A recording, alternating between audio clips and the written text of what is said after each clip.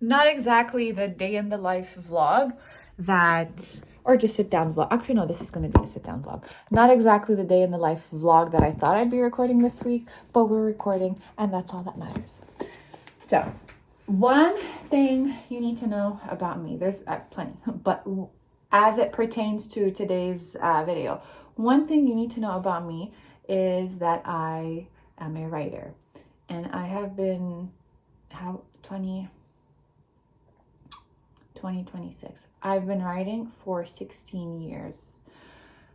It started off as just writing in my journal and then having an anonymous blog, ghostwriting, and then writing freelance articles or blog posts and stuff like that. And a few years ago, I decided to take my writing more seriously. So last year, I started a Substack, and it took a second to really get into the rhythm of it, to deal with the challenges of writer's block, writing consistently, channeling creatively, coming up with ideas of what to write, really facing my own demons to be able to write. So that's a whole other topic of conversation, how to kind of how to get out of your own way as a writer, and how to find your own voice, your own consistency, your own rhythm and style, and all of these things. That's a whole other conversation to be had at a later time. But the reason that we are here today is around, I think it was November, end of November, I decided to do the artist's way. It is basically, I think, a 12-week course. It's for anyone, honestly, who wants to tap into their sense of creativity, who wants to strengthen that creative muscle, or maybe just get in touch with that creativity, that creative expression that they've never had a chance to get acquainted with. So I saw a bunch of different authors or writers and aspiring authors talk about how the artist's way really helped them get better in touch with their creativity and their creative expression. So I decided I've got nothing to lose and everything to gain. My sister loves saying that. So I decided to start the artist's way. Now, it is a 12-week course. So every week you have your daily pages. You need to write 3 pages in your journal every single day. You don't have to plan what you're writing. You just write. You just trust in your pen or pencil that you just keep writing one word after the other and just trust whatever comes out. Second main thing is weekly artist dates. You need to go on, it could be just a 20-minute walk. It could be going bowling. It could be just doing anything, just solo. It's a solo date that you have with your inner artist. And the third one is weekly tasks. You need to read, obviously, every week's chapter. It's not too long or too difficult to read, but you need to read every week's chapter. And then at the end of it, you have tasks that you need to complete, and just a weekly check-in at the end of the week. So these are the main 3 components, and the most important one, and I mean, I think I named them in order of importance. So the most important one is the morning pages and artist date, and then you have the tasks and the weekly check-ins. So I started in November. I am in week 6 right now, and I've decided to restart the entire thing from scratch because life happens. And when I started this course, I think I underestimated just how much time and energy it was going to require of me. Some people do their morning pages and it just takes them 10-15 minutes. It takes me 30-35 minutes to write and get through my morning pages, and I end up having like my right hand cramps as much as because of how much I'm writing or how passionately I'm writing. And even with the artist dates or the tasks, it was just a lot more, let's say, energy leakages than I had anticipated. It was just a lot of different changes in parallel to the holiday season, or in parallel to just a lot of different things happening in life that also required my time and attention and focus. So what happened was, I did week 1, I did week 2, I think maybe around week 3, I didn't get to do my artist date or the tasks or the check-in. So I decided, you know what, I'll just extend it. I'll add another week onto, let's say, week 3. And then week 4, I did the same. I extended week 4 into 2 weeks. Week 5, 3 weeks. And now I'm on week 6. And it's technically the second extension of week 6, which makes week 6 now 3 weeks of week 6. So I decided to restart all of it, even though technically at this point I should be done with the 12-week course. I decided to and I'm only halfway through. So I decided to restart the entire thing from scratch and to commit to allocating 1 week for every week of the course. At one point when I did make this decision, the idea popped into my mind yesterday and I slept on it, and I woke up today, and after my morning meditation, I was convinced. I was like, no, it makes sense. It just feels right to restart this. And of course, that first intrusive thought popped up into my mind saying, well, did you waste all of this time?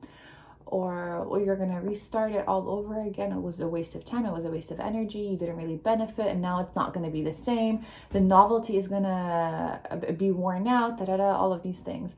But I actually benefited so much. I gained so much. First of all, I got into the habit of doing I call them daily pages, not morning pages, because even if I don't get a chance to do them in the morning, every morning I have a 30-minute meditation that I do. So if I'm going to do the morning meditation and the morning pages, that's an hour of my morning. And I have a cat who depends on the week. He decides he will either let me sleep in, or he decides he wants to wake up multiple times a night and not let me get any sleep. So I decided, you know what? Instead of morning pages, if I don't get to it in the morning, the world's not going to end. I can do them daily pages. I can consider them as daily pages. I might get to it maybe mid-morning, late morning. If that's a bit challenging, then I can do them in the afternoon or in the evening. And I noticed that if I reschedule my morning pages to the second half of the day, I'm less likely to do them. So this would require a little bit more conscious effort to be like, oh wait, sit down and write. So I learned a little bit more about my tendencies to procrastinate, my tendencies to self-sabotage, how subtle I avoid things, or where I need to be a little bit more conscious or make a little bit of an extra effort or go a little bit out of my way just to make sure to get it done, because this is important to me, right? This means something to me. And because it holds meaning, it holds value, then of course it's a priority. Of course I'm going to sit down, and even if I'm tired at the end of the day, just sit down and be like, no, this is important. You decided to partake in this course because there's a specific emotional charge behind your why, behind your reason of why you want to do it. So yes, I just needed to remind myself of it, find different ways of how I talk myself out of it so that I can find different ways of how to remind myself why I did it, and just to kind of course correct and get back on track. What was I saying up until this point? Okay, yeah, the different things that I learned. Aside from learning different things about myself and how I operate, very cool. The morning pages, the first day that I did my morning pages, something like a miraculous thing happened. So that was a very nice way to start this new journey. And since then, anytime I do my daily pages, some sort of insights just comes out, whether I'm doing a brain dump or whether I need a little bit of a reassurance, or whether I just need to talk things out or write things out. There hasn't been a single instance of my daily pages where I didn't benefit from it one way or another, even if the most basic way of benefiting from it is just to kind of clear out the gunk that's going up, that's been piling up in my mind and in my heart. Aside from the fact that it helped lead me to a bunch of different breakthroughs, it helped me it helped me solidify my relationship with my creativity, with source, with just all of this stuff, with my consciousness, just all of this stuff. I'm not going to get too deep into it because I do plan on documenting my restarting of this 12-week course. So I'll do these little rants and rambles throughout. And even with the artist states, for the longest time, so I'm someone that I believe if you're going to do something, if you're going to have some sort of experience, if you walk away with just one benefit, one takeaway, one thing is different, one behavior you've adopted, or one mindset shift you've had, just one thing, no matter how small, how big, how subtle, how obvious, then you have benefited from that thing. And with the artist state, one of my fears, one of my social anxiety fears has been to eat out by myself. Because when you're having coffee or when you're working at a coffee shop, it's quick. You're doing something. You're engaged in some sort of activity, whether you're just having your coffee and you're reading a book or scrolling through social media or working, whatever it is, you're engaged in some sort of active activity. But when you're having dinner by yourself or when you're going to a movie by yourself, it's a lot more passive. And within the context, within the social and cultural context, it just feels very like people impose a meaning on you if they see you doing these things, if they see you dining by yourself. And it just made me feel self-conscious. So I've always avoided it because it gave me a lot of social anxiety, but it has always been something that I've wanted to do.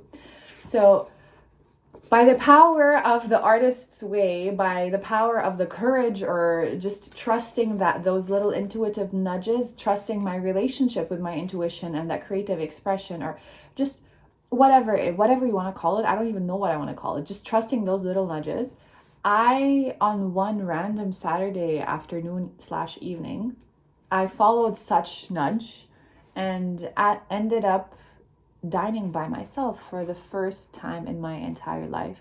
And it wasn't at all as intimidating as I thought it was going to be. And it was a huge milestone. So that was wild. Okay. Again, I don't want to talk too much about it because the whole point of this video is just the declaration of I am halfway through the artist's way and I have decided to restart the artist's way. That is the point of this video. If anything, I think the first half round, it laid a really solid foundation that now I feel like in being able to, in restarting the course, it just feels like it's in safer hands. You know what? Like, this is my experience of it. I get to make the rules. I get to change my mind. I get to restart. I get to decide at what point I need to reset and try again and do it again. So, I mean, my life, my rules. But essentially, like I said, maybe around 2 minutes ago, this is my declaration. I am restarting the artist's way, even though I'm already halfway through, but I'm restarting the artist's way. And one of the creative nudges that came to me is to share this experience as much as I can in a way to hold me accountable during the course, and also in a way to hold me accountable because one of the outlets of my creative expression that I feel really drawn to and I kind of want to explore is content creation and just putting myself out there, dealing with the self-consciousness or the visibility wounds and the fear of being seen and all of these things. So this is why I've decided to document it as well. So documenting it serves to hold me accountable, not just with the course, but also in my decision to put myself out there.